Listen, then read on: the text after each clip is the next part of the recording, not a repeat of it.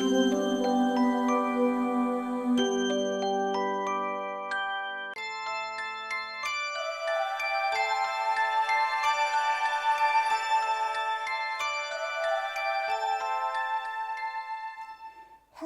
children.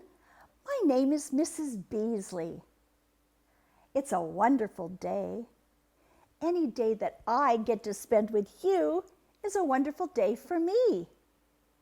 Today, I have one of my cuddle friends with me. His name is Mr. Lion, and he has his baby cub with him. Now, we know that this is a male or daddy lion because of his mane. Only males have a big mane like this. Oh, he's majestic, isn't he? A male lion is called a lion, and a female or the mommy lion is called a lioness, and their baby is called a cub. Some people call him a whelp or a lionette. Now, a lot of people think lions live in the jungle, but they don't live in the jungle. They live in something called a savanna, which is like a grassland. And they live in a country called Africa, and some live in India. Lions are very social creatures. They like to hang out together, and they get together in something called a pride. And a pride is where the lion and the lionesses and the cubs all live together. And the lion stays and guards and watches the lionesses and the cubs. During the day, the adult lions, well, they kind of rest and hang out, but the cubs during the day play and play and play, probably like you do. But at nighttime, the daddies stay with the cubs while the cubs are sleeping, and the daddy guards them. But the lionesses are the ones who hunt at night. They travel a very long distance to find food because lions have to eat every single day, but they can go without water for maybe 4 days. The lionesses come back and feed their babies, and they hang out together, and they communicate. They talk to each other in a way that lions know. So if they want to show affection or that they love each other, do you know what they do? They rub noses on each other because then they get their scent on the other lion, and they know, oh, you're a member of my family. So they sniff it and put their scent on them. And the other thing they do is lick. And if you have a kitty or a puppy at home, you know they love to lick when they're happy and love you. The other thing they do is they meow. If it's a little cub and he wants attention from his mom and dad, he just meows. And I like that. I think that's really fun. But the thing they do when they get angry or mad, they growl. And the other thing they do is they roar. Little cubs learn to growl and roar when they're about 2 years old. But an adult lion, if they roar, you can hear them like for 5 miles. Isn't that interesting? I'm so glad you joined me today to talk about lions and things that roar. Hi, kids. Hi, Mrs. Beasley. Well, hello, Toby. How are you today? Well, Mrs. Beasley, I'm kind of worried today because I heard you talking to the kids about roaring. And do you know, there are other things that roar too. Oh, you're right, like a tiger roars. That's a good idea. I'm glad you told the children. A tiger roars. No, I mean something else roars.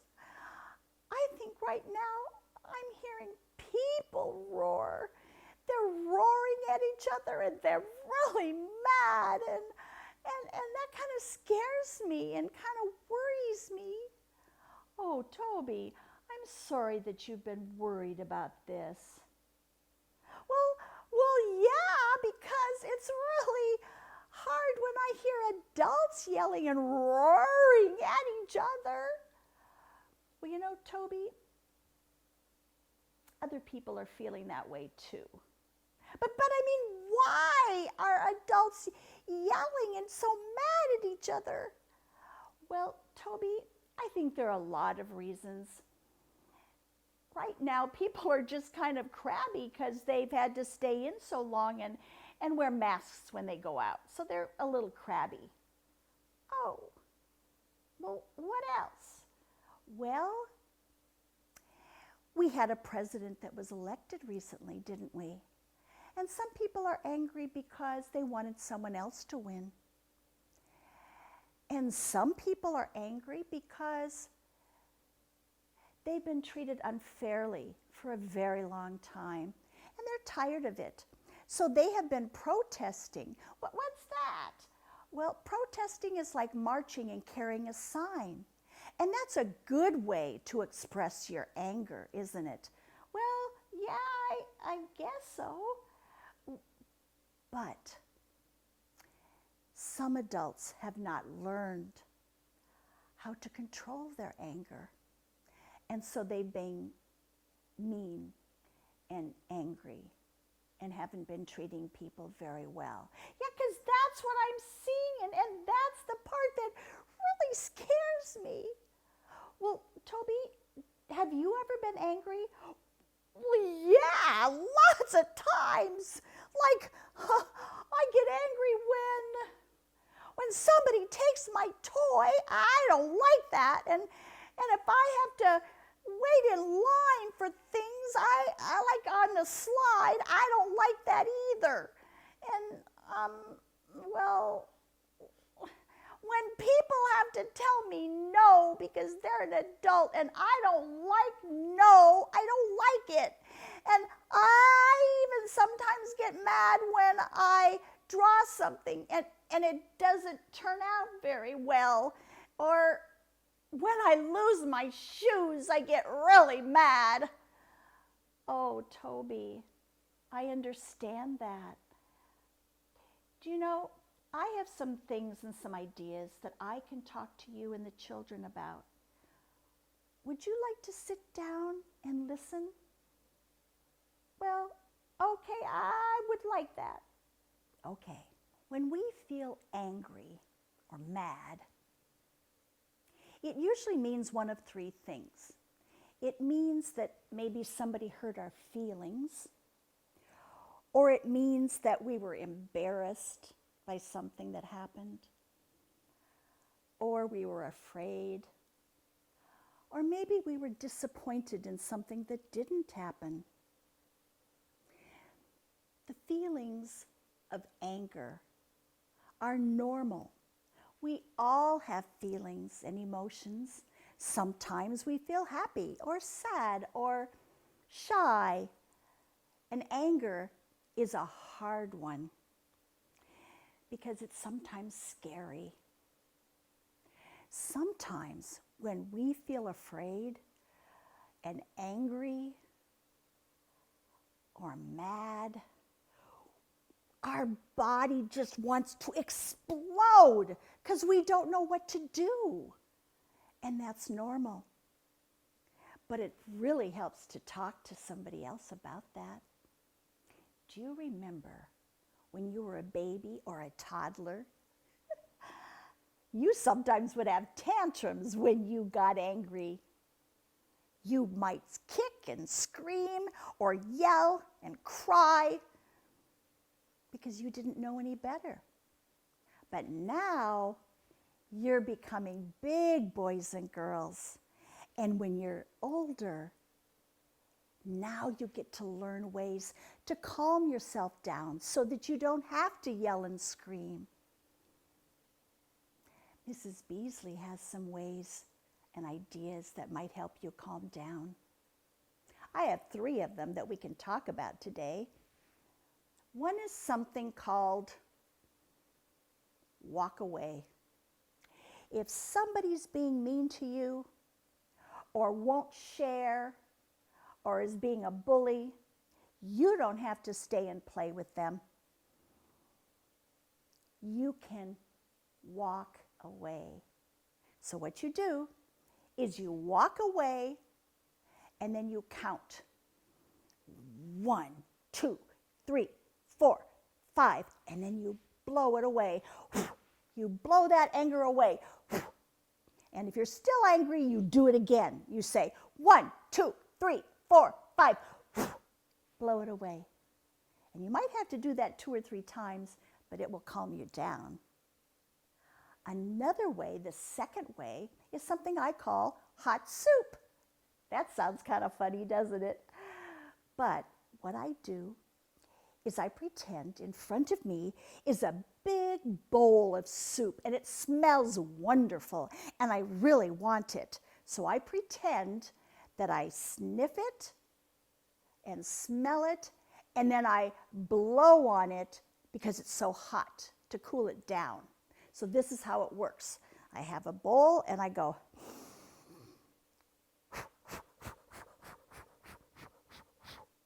or I can just do one breath. I can go,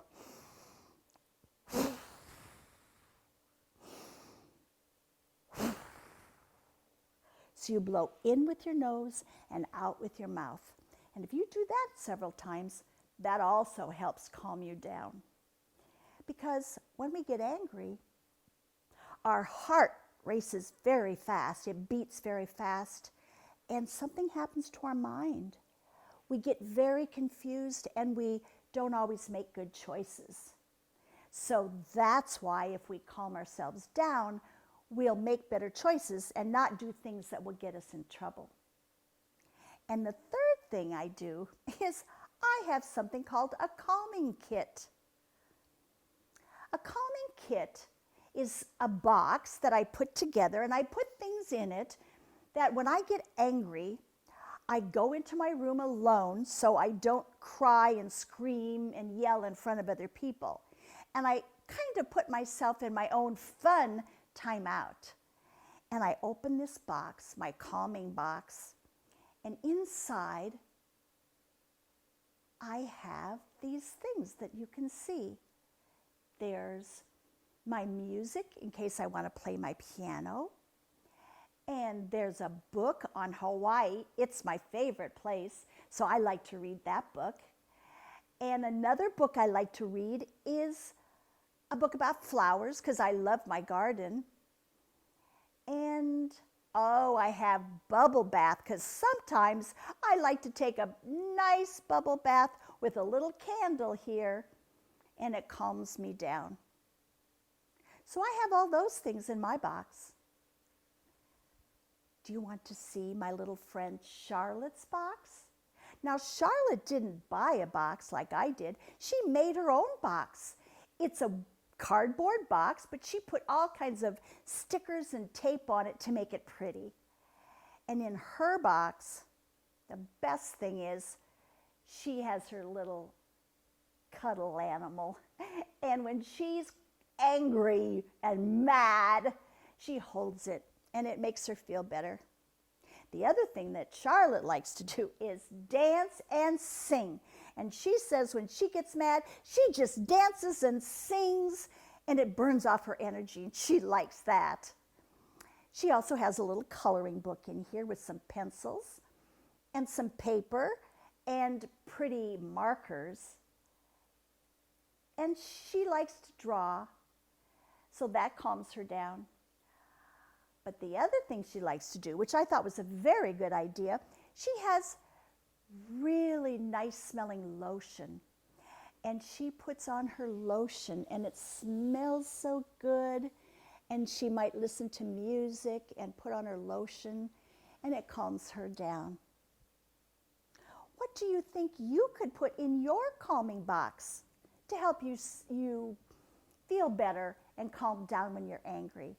Maybe you'd like to put a picture in there of you maybe kicking a soccer ball or playing outside, or maybe you watch a video that's very funny and makes you laugh.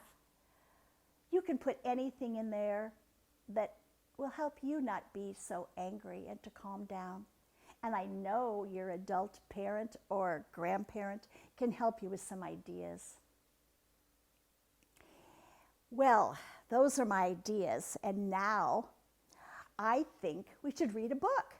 And it is a good book today. It's about Drew. Andrew's his real name, but he calls himself Drew. And guess what Drew has as a pet? He has a pretend dragon. Oh my goodness sakes. When his dragon gets angry, he snorts and he blows, and smoke and fire come out of his nose. I'm so glad he's a pretend dragon, aren't you? We usually go into the reading chair to read our book, but today we're just going to stay here. So let me get my book and you join me. Here we are. I have my book, and it's called How to Train Your Angry Dragon by Steve Herman. And Steve Herman also drew the pictures. He's the illustrator. He's a very talented man. So let's read about Drew. His dragon has a silly, funny, great name. It's Diggory-Doo. Isn't that a great name? Okay, here we go. Hello, my name is Andrew, but you can call me Drew. I have a nifty pet by the name of Diggory-Doo. Diggory is no common pet, like a goldfish, dog, or cat. Nope, Diggory is a dragon. What do you think of that? But a dragon is much different from other pets, for dragons have a temper, and they pose a flaming threat. Have you ever seen a dragon when he doesn't get his way? Oh, well, he throws a temper tantrum. That is sure to ruin your day. First, he huffs and puffs, and then he fills his lungs with air, and when he breathes it out again, you really must beware. For instance, one day we met some other boys, but they weren't very nice. Diggory nearly lost his cool, so I gave him some advice. When you meet a bully, there's no reason you should stay. Don't burn them to a crisp, just walk away. We talked about that, didn't we? That you could just walk away if someone was being mean to you. So Diggory's going to learn that too, isn't he? I told him when he has angry thoughts and they begin to fill his head, he can make them go away by thinking happy thoughts instead. Oh, I like that idea. That's another good one. Diggory loves it when he plays with other girls and boys, but he forgets his manners when he has to share his toys. Instead of getting mad, I said, here's what you should do. Just treat other children how you want them to treat you. A temper is the type of thing a dragon should not lose. That's why I taught my dragon some tricks that he could use. They've come in very handy for my good friend Diggory-Doo. Perhaps when you feel angry, you can try them too. Oh, that was a fun book. I'm so glad we got to read it together. Andrew is teaching Diggory-Doo how to control his anger, isn't he? He taught us some other things. He taught us that to control our anger when we're mad, we can think happy thoughts, or we can walk away, or we can learn to share and treat other children the way we would like them to treat us. Those are all good ideas. And then Mrs. Beasley had 3 other ideas we learned today. You can walk away and count 1, 2, 3, 4, 5 and blow it away. Or you can do hot soup. You can smell the soup and then blow it because it's too hot. You can go through your nose.